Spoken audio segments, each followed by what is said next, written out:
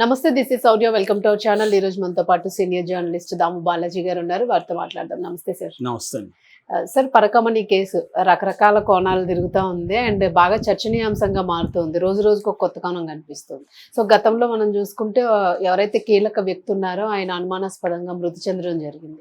మళ్ళా తీసుకుంటే రీసెంట్ గాను రవికుమార్ అనే వ్యక్తి ఒక వీడియో కూడా రిలీజ్ చేశారు అని చెప్పేసి వింటాను. సో ఏంటి వీడియోలో ఏం మాట్లాడాడు ఆయన అండ్ ఇప్పుడు ఈ కేసెస్లో ఏంటి సార్ పరకమణి కేసు, అలాగే ఇప్పుడు ప్రస్తుతం అప్డేట్ ఏముంది?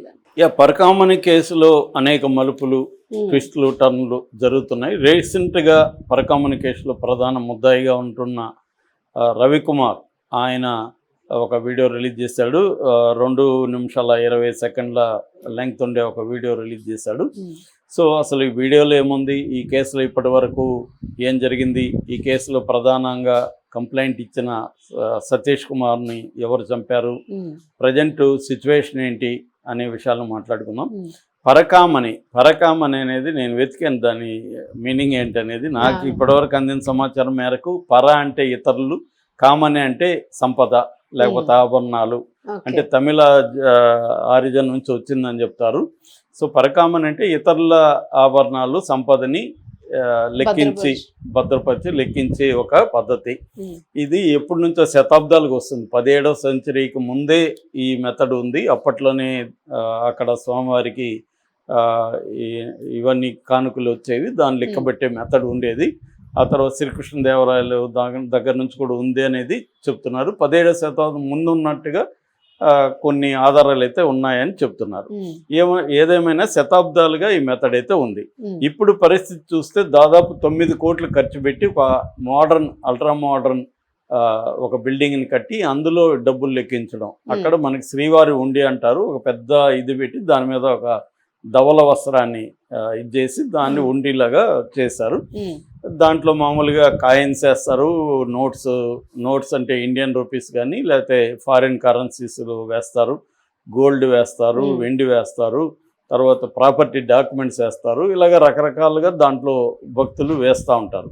దాన్నంతా ఆర్గనైజ్ చేసి ఎంచి ఏ రోజుకి ఎంత వచ్చిందని చెప్పాలి. రోజుకు 12 సార్లు ఆ ఉండిని ఖాళీ చేస్తారని చెప్తున్నారు. సో రోజుకి యావరేజ్లో 5 కోట్ల రూపాయల వర్త్ కానుకలు వస్తున్నాయి. సో దీన్ని లెక్కించే పద్ధతి ఏంటంటే, దీన్ని కొన్ని సంస్థలు అక్కడ ఇచ్చారు. అందులో ఒకటి పెద్ద జీయర్ స్వామి మఠంకి సంబంధించిన వాళ్ళు లెక్కిస్తుంటారు. అట్లాగే పరకామణి సేవని భక్తులను కూడా లెక్కించడానికి ఉపయోగించారు. కొంతమంది మేము రోజు లేస్తామంటే వాళ్ళకి కూడా పరకామణి సేవలో కల్పిస్తారు. అట్లాగే విజిలెన్స్ డిపార్ట్మెంట్ కూడా దీన్ని చూస్తుంది. దీనికి బుల్లెట్ ప్రూఫ్ వ్యూయింగ్ గ్లాస్ కూడా ఉంది. సో మొత్తం దాదాపు 108 CCTVలు పెట్టారు అక్కడ. ఎందుకంటే డబ్బు కాబట్టి ప్రతి ఒక్కరికి డబ్బుతో ఉన్నప్పుడు ఏముంది, పెద్ద పెద్ద నోట్లు 2 వేసుకొని వెళ్తే బాగున్నా, 2 బంగారు కాసులు వేసుకుందాం అనుకుంటారు. కాబట్టి చాలా పకడ్బందీగా సిస్టమ్ అయితే ఉంది.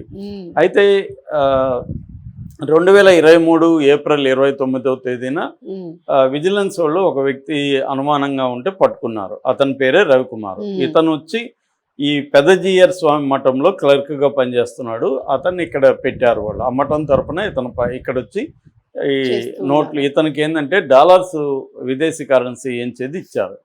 సో అలాగా ఇతను డాలర్స్ ఎంచుతున్నప్పుడు కొన్ని డాలర్స్ పెట్టుకున్నట్టుగా అనుమానం వస్తే పట్టుకున్నారు. పట్టుకుంటే ఇతను ఆ బటక్స్ మధ్య కొన్ని డాలర్లు పెట్టుకున్నట్టుగా, దీంట్లో కూడా డిస్ప్యూట్ ఉంది. 11,000కు పైన డాలర్లు ఉన్నాయనేది తెలుగుదేశం మీడియా రాస్తే, మన జగన్ లేదు 9 డాలర్లు మాత్రమే దొరికాయి. 9 డాలర్లు అంటే 9 పెద్ద విషయం కాదు, అంతే కదా, అది దొరికాయి అనేది జగన్ చెప్తున్నాడు. దాని మీద ఈరోజు రాధాకృష్ణ కూడా ఒక పెద్ద ఎడిటోరియల్ ఆయన కొత్తపల్లిలో రాశాడు. ఏదేమైనా ఇతనైతే కొన్ని డాలర్లు దొరికాడు. మొత్తంగా మనకు వస్తున్న ఇన్ఫర్మేషన్ ప్రకారం 11 లక్షల పైన రూపాయల్లో విలువ చేసే డబ్బులు అతను దొంగిలించినట్టుగా ప్రూఫ్ అయింది. దాంతో అతను ఇది జరిగింది ఇప్పుడు ఏప్రిల్లో కాబట్టి మే జూన్లో ఇతని మీద అప్పట్లో ఉన్న విజిలెన్స్లో ఉన్న AVSO అంటారు, అసిస్టెంట్ విజిలెన్స్ సెక్యూరిటీ ఆఫీసర్గా ఉంటున్న సతీష్ కుమార్ కంప్లైంట్ ఇచ్చాడు. తిరుమల 1 టౌన్ పోలీస్ స్టేషన్లో FIR 24/2023 ఎఫ్ఐఆర్ నెంబరు కంప్లైంట్ ఇస్తే ఐపీసీ సెక్షన్ 379, 381 ఈ రెండు కూడా థెఫ్ట్కి సంబంధించిన సెక్షన్లు అది పెట్టారు. పెట్టినప్పుడు ఇతను దాని తర్వాత ఇతను ఏంటంటే కొంత పంచాయతీలు జరిగాయి. ఇతను ఆస్తులు నేను ప్రాయచిత్తంగా నేను 7 ఆస్తుల్ని 14 కోట్ల విలువైన 7 ఆస్తులు రియల్ ఎస్టేట్ అంటే 5 తిరుపతిలో ఉన్నాయి, 2 చెన్నైలో ఉన్నాయి. ఈ రెండింటిని కూడా ఈ 7 ఆస్తులు 2 చోట్ల ఉన్న 7 ఆస్తుల్ని నేను టీటీడీకి ఇచ్చేస్తాను, నన్ను వదిలేయండి అనేది ఏదో ఇతను ప్రపోజల్ పెట్టారు. దానికి టీటీడీ ఒప్పుకొని ఇతని దగ్గర ఆస్తులు రాయించుకున్నారు. 14 కోట్ల విలువైన 7 ఆస్తుల్ని తను టీటీడీకి రాయించేశాడు.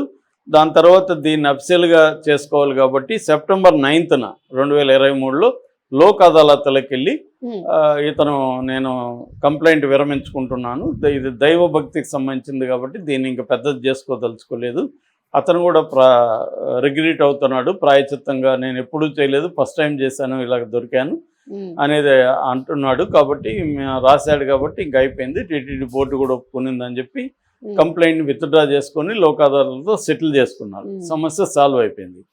అయితే తెలుగుదేశం ప్రభుత్వం వచ్చినాక దీన్ని మళ్ళీ పైకి తీశారు, రీఓపెన్ చేశారు. ఆ టైంలో కూడా పెద్దగా ఏమీ తెలుగుదేశం ప్రభుత్వం కూడా దీని మీద ఎంక్వైరీ కానీ ఏమీ చేయలేదు. అయితే సెప్టెంబర్ 19, 2025లో మాచెర్ల శ్రీనివాస్ అనే ఒక జర్నలిస్టు హైకోర్టులో పిటిషన్ వేశాడు.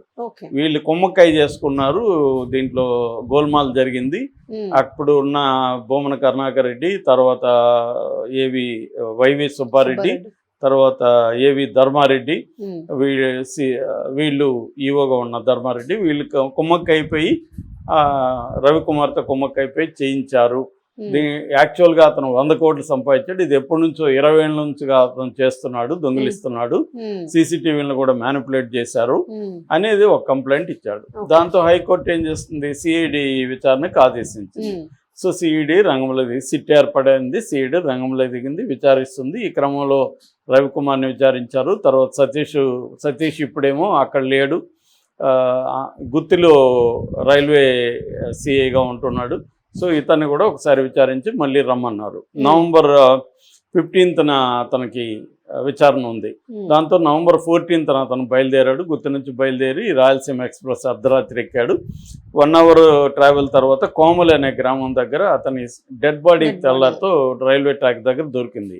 అతన్ని కొట్టి చంపారని, దీని వెనక బొమ్మన కరుణాకర్ రెడ్డి ఉన్నాడని వచ్చాయి.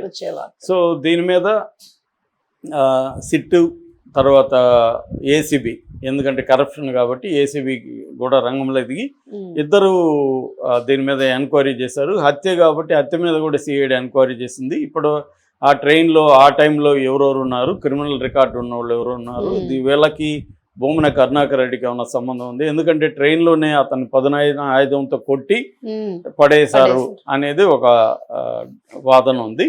దీనికి సంబంధించి ఫోరెన్సిక్ సైన్స్ రిపోర్టు మొత్తం ఆధారాలతో ఒక సీల్డ్ కవర్లో హైకోర్టుకి సబ్మిట్ చేశారు.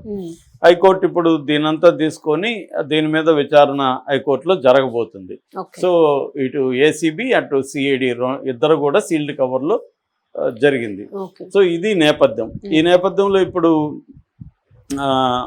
యాక్చువల్గా మొన్న జరగుండాలి 5వ తేదీ హైకోర్టులో.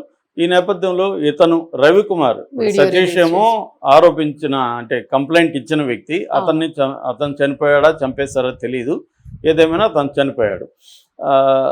రవికుమార్ నిన్న ఒక వీడియో రిలీజ్ చేసి చాలా ఆవేదన వ్యక్తం చేస్తూ నా మీద దుష్ప్రచారం జరుగుతుంది, నేను ప్రైవేట్ పార్టీలో దీనికోసమే సర్జరీ చేసుకొని డబ్బులు పెట్టుకోవడం కోసమే సర్జరీ కూడా చేసుకొని వచ్చానని ఆరోపణలు చేశారు.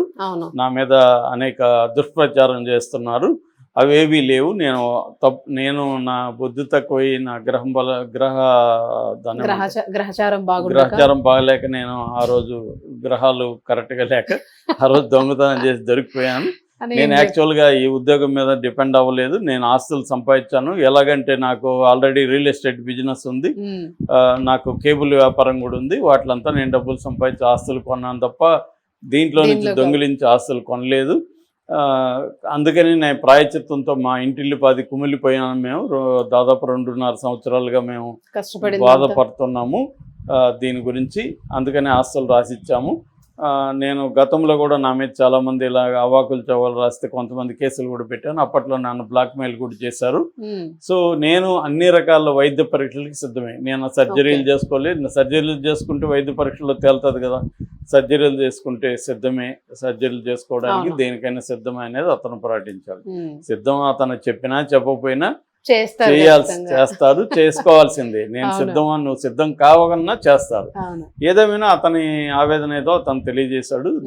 దానివల్ల ఈ కేసుకి వచ్చే అంటే ఏదైనా ప్రాణభయంతో చేసి ఉంటాడు. అదే ఇప్పుడు ఏమవుతుంది, జనాలు ఏమనుకుంటున్నారంటే ఇతనికి కూడా ఏమన్నా ప్రాణభయం ఉందా, అదైతే అతను చెప్పలేదు వీడియోలో ప్రాణభయం ఉందని. కానీ సతీష్ని చంపినట్టు ఇతను కూడా చంపేస్తారా అన్న ఇది ఉంది.